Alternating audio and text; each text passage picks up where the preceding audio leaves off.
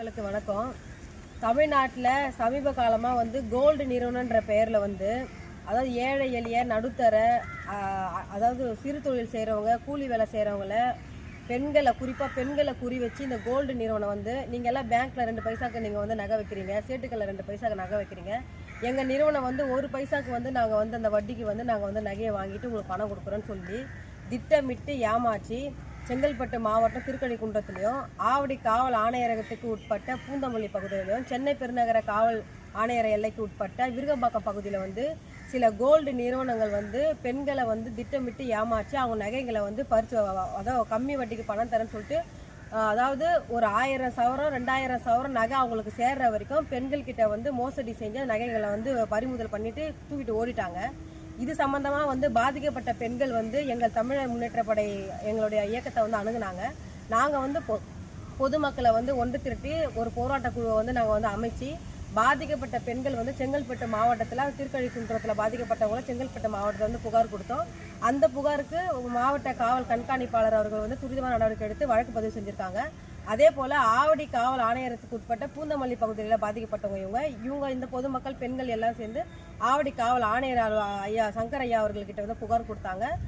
சங்கர் ஐயா வந்து வழக்கு பதிவு செஞ்சு சம்பந்தப்பட்ட குற்றவாளிகளும் வந்து துரிதமான நடவடிக்கை எடுத்து கைது செஞ்சு சிறையில் வச்சாங்க. அதே போல் சென்னை பெருநகர காவல் எல்லைக்கு உட்பட்ட விருகம்பாக்கம் பகுதியில் இருக்க பாதிக்கப்பட்ட பெண்கள் வந்து அங்கே புகார் கொடுத்து அங்கேயே வழக்கு பதிவு செஞ்சுருக்காங்க. இந்த கோல்டு நிறுவனம் பார்த்தீங்கன்னா வந்து அதாவது நாங்களே வந்து 2 மாசமா போராடி தான் இந்த வழக்கு பதிவு செஞ்சு குற்றவாளிகளை கைது செய்யறதுக்கு நாங்கள் வந்து போராடி தான் நாங்கள் செஞ்சோம். இது போல் வந்து தமிழ்நாடு முழுக்க இந்த மோசடி கும்பல்லாம் இருக்குது. இந்த கும்பலுக்கு வந்து அதாவது போலீஸ்லேயும் இவங்களுக்கு சப்போர்ட் பண்ணுறாங்க, பொலிட்டிக்கலாக அதாவது அரசியல் ரீதியாக வந்து அரசியல் பிரமுகர்களும் இந்த கோல்டு நிறுவனம் சப்போர்ட் பண்ணுறாங்க.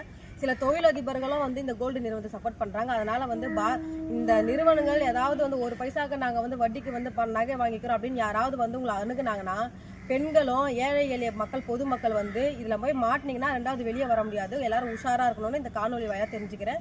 இந்த பாதிக்கப்பட்ட பெண்களுக்கு துரிதமாக வந்து நடவடிக்கை எடுக்கிறதுக்கு எங்களுக்கு ஆதரவாகவும் பக்கபலமாகவும் இருந்த எங்களுடைய மாவட்டத்துடைய அமைச்சர் வாடும் காகிதமில்ல பாசமிகு மரியாதைக்குரிய அண்ணன் ஆவடி நாசர் அவர்களுக்கும், ஆவடி காவல் ஆணையர் நேர்மையின் சிகரம் ஐயா சங்கர் ஐயா அவர்களுக்கும், மாண்புமிகு தமிழ்நாடு முதலமைச்சர் அவர்களுக்கும் பாதிக்கப்பட்ட பெண்களின் சார்பாக நாங்கள் நன்றியையும் வாழ்த்துக்களும் தெரிவிச்சுக்கிறோம்.